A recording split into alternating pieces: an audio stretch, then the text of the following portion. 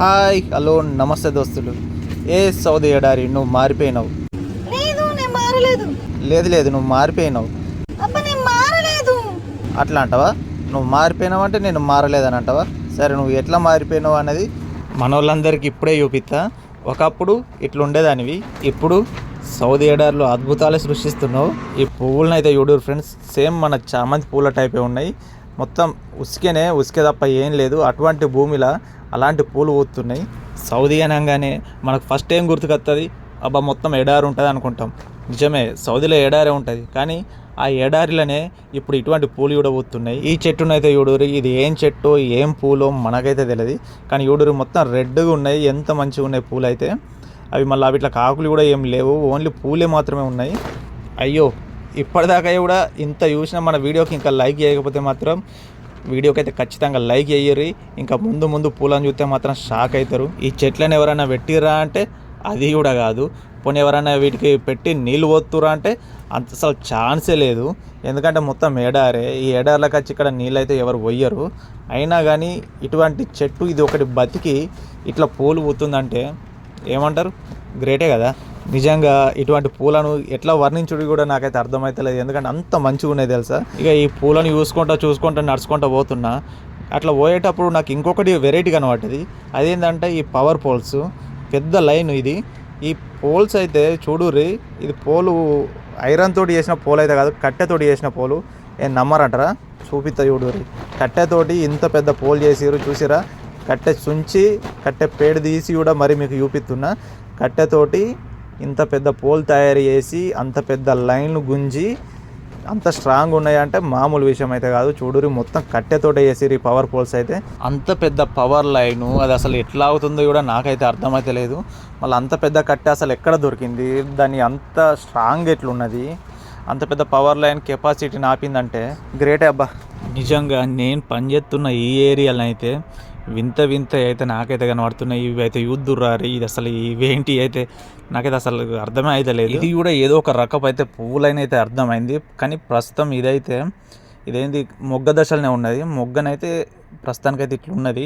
ఇది పూలు పూస్తే ఇదే రకంగా ఉంటుందో నాకైతే అర్థమైతే లేదు, కానీ ఇది ఎప్పుడు పూలు పూస్తుందో దీన్ని అయితే చూడాలని అవుతుంది. నిజంగా ఈ సౌదీలో వర్షాలు లేకపోతేనే ఇట్లాంటి పూలు పూస్తున్నాయి అంటే ఒకసారి ఊహించుకోరి. అసలు వర్షాలు మన ఇంటికాడ కదా ఇండియాలో వర్షాలు పడ్డట్టు ఇక్కడ వర్షాలు ఇట్లా పడ్డాయంటే ఇంకెన్ని రకాల పూలు పూస్తాయో, మొత్తం అసలు ఎడారి అనేది కనుమరుగైపోతాయి కావచ్చు అని నాకైతే అనిపిస్తుంది. ఈ రోజు అయితే దిల్లు మాత్రం ఫుల్ ఖుషి మీద ఉన్నది. ఎందుకంటే నేనైతే నా లైఫ్లో ఎప్పుడు కూడా వెరైటీ పువ్వులను అయితే ఇక్కడనైతే చూస్తున్నా. ఇక అసలు ముచ్చట, మేమైతే ఇక్కడికి ఎందుకు వచ్చినామంటే, మీరు బండ్లలో పోసుకుంటారు కదా పెట్రోల్ డీజిల్, అవి ఆ పెట్రోల్ డీజిల్ బయటకు తీస్తేందుకు, అంటే అదే క్రూడ్ ఆయిల్ని అయితే బయటకు తీస్తేందుకు ఇక్కడ సాయిల్ టెస్ట్ చేసేందుకు అయితే వచ్చినాం.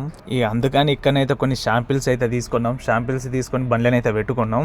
ఇక ఆ టైంలలోనే మేము పోయే టైంలలోనే ఇవన్నీ అయితే మాకు కనబడ్డాయి. అందుకే అయితే ఇట్లా చూద్దామని అయితే ఆగినాం మేము. ఇక ఇప్పుడు వచ్చేది అయితేనేమో ఎండాకాలం అంటే సౌదీలో బీభత్సంగా ఉంటుంది. ఏం లేకున్నా 50 నుంచి 60 డిగ్రీల ఎండనైతే ఉంటుంది. ఒక్కొక్కసారి మేమే ఈ ఎండలు తట్టుకోవడం మస్తు కష్టం అవుతుంది. మాతోటి పని చేసేటోళ్ళు అయితే ఎంతమంది కళ్ళు తిరిగి పడిపోయారో మాకైతే లెక్కనే లేదు. ఏ చెట్టుకైనా కానీ ఆకులు ఉంటాయి, పువ్వులు ఉంటాయి, కానీ ఈ చెట్టుకైతే ఆకులే లేవు, ఒక పువ్వులు మాత్రమే ఉన్నాయి. మొత్తం మండలన్నీ ఖాళీగా ఉన్నాయి, ఒక పువ్వులు మాత్రమే ఉన్నాయి, ఆకులు అయితే లేవు. కానీ ఈ చెట్టు కొన్ని కాయలు కూడా కాస్తట్టే ఉంది, ఎందుకంటే పూలు పూసినాయి కదా. తర్వాత వీటికి కొన్ని కాయలు, చిన్న కాయలు అయితే ఉన్నాయి.